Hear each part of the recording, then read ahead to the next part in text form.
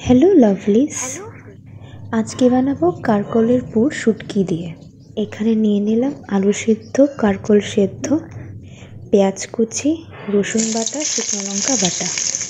তেল গরম হলে পরে আমরা দিয়ে দেব পেঁয়াজ কুচি, শুটকি, রসুন, শুকনো লঙ্কা বাটা। আর আমরা যে কারকলটা বয়েল করেছিলাম সেইটা ভিতরের যে সিডস বিচিগুলো থাকে এগুলো আমরা বেটে নিয়েছি, শিলনোড়াতে বেটে এগুলো দিয়ে দিয়েছি। দেওয়ার পর নুন দেব স্বাদ মতো, হলুদ দেব,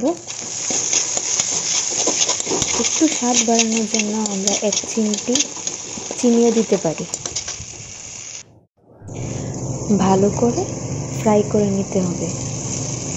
এরপর যখন তেল ছাড়া শুরু হবে তখন বুঝবে যে আমাদের ভালো করে ফ্রাই হয়ে গেছে, মশলাগুলো কাঁচা নয়। এরপর সেই আলু সিদ্ধগুলো আমরা হাত দিয়ে ভেঙে দিয়ে দেব। এখন ভালো করে নাড়াচাড়া করে ভালো করে আমরা এটাকে স্ম্যাশ করে ভালো করে ফ্রাই করে নিই। পুর তৈরি হয়ে গেল।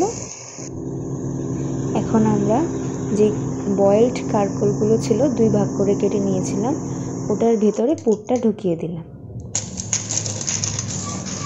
পুরটা ভরার পর আমরা এখন বেসন যেটা গোলা হয়েছে, হলুদ, নুন আর কালি জিরা দিয়ে একটু সামান্য চিনি দিতে হবে, তাহলে খুব ভালো লাগে খেতে।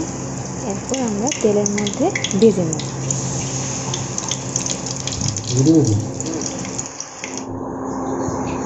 এই রেডি হয়ে গেল আমাদের কারকলের পুর শুটকি আর আলু দিয়ে। গরম গরম ভাতের সাথে খেতে বেশ ভালো লাগে। আপনারাও ট্রাই করুন, আপনাদেরও ভালো লাগবে। আর আমাকে জানাবেন কমেন্টে আপনাদের কেমন লাগলো। থ্যাংক ইউ বন্ধুরা,